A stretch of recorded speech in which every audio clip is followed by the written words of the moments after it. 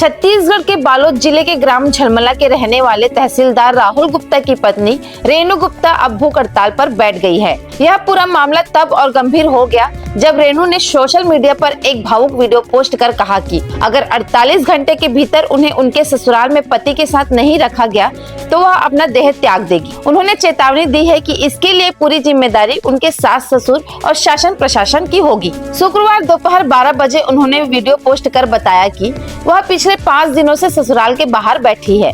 अब वह भोजन और पानी दोनों का त्याग कर रही है। वीडियो में उन्होंने साफ कहा है कि अगर घर में जगह नहीं मिली तो अपना जीवन समाप्त कर लेगी। रेणु का आरोप है कि शादी के बाद से ही ससुराल में उन्हें प्रताड़ित किया जा रहा है और अब घर में घुसने तक नहीं दिया जा रहा। उन्होंने कई बार ससुराल में रहने की कोशिश की, लेकिन हर बार सास ससुर ने उन्हें बाहर कर दिया। गौरतलब है कि रेणु की शादी नवंबर 2022 में तहसीलदार राहुल गुप्ता से हुई थी। फिलहाल राहुल गुप्ता दंतेवाड़ा जिले में पदस्थ है। प्रशासन ने पहले भी इस मामले में संज्ञान लिया था और बालोद एसडीएम सहित तहसीलदार मौके पर पहुंचे थे, लेकिन स्थिति का समाधान नहीं हो पाया। अब भूख हड़ताल की घोषणा के बाद यह मामला और संवेदनशील हो गया है।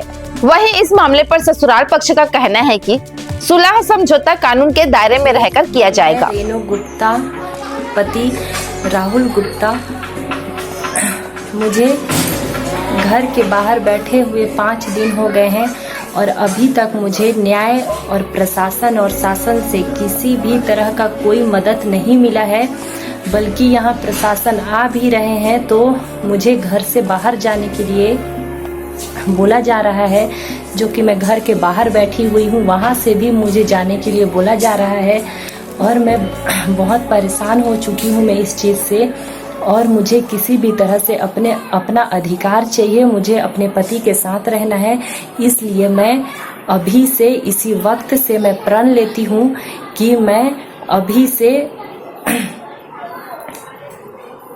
भूख हड़ताल में बैठती हूँ। न मैं जल पीऊँगी न मैं अन्न खाऊंगी। मैं जल और अन्न का त्याग करती हूँ अभी से। और यदि मुझे 48 घंटे के भीतर अगर मुझे मेरा अधिकार नहीं मिला, अगर मुझे मेरे घर में रहने का अधिकार नहीं मिला, तो मैं अपने इसी ससुराल घर के सामने अपना देह दाह कर दूंगी। और इसके जिम्मेदार मेरे ससुराल और इसके